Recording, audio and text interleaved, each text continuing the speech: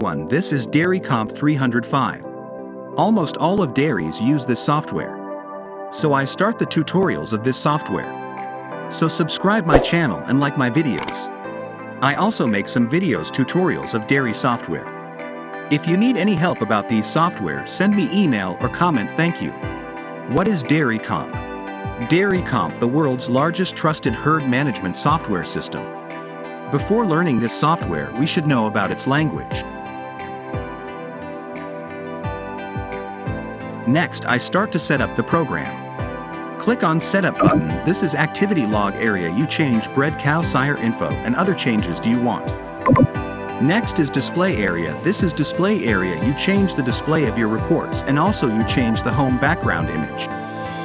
This the logon area. You set the date with system. You select the main file do you want to open.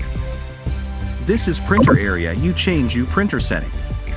This is backup area. You set your file backup as you own. Set backup file. How many days after you change the backup file setting on this area. This is perimeter area. You change any parameters on your own. You need any changes, change this number. This is codes area. If you any animal sold or died, you select these number. You also change this number. And this is RPRO code. You use this in software. You use this code in command. Next, I tell you how to create a command and enter this code in command. Next, I tell you how to set up of dairy info and dairy detail, enter in software, and also tell you female and male calf section area to change the calf number automatically and change the calf pen number on background data. Click on the alter button and click on dairy name, herd ID and etc. New screen open. You change the dairy name owner and other information change in this area and also select the date format change in this area.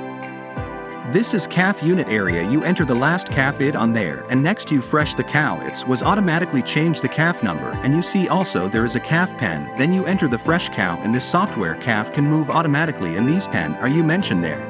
This is our first tutorial. If you have any question about this software, comment me. I solve you problems. Thank you. Please subscribe my channel and like my videos.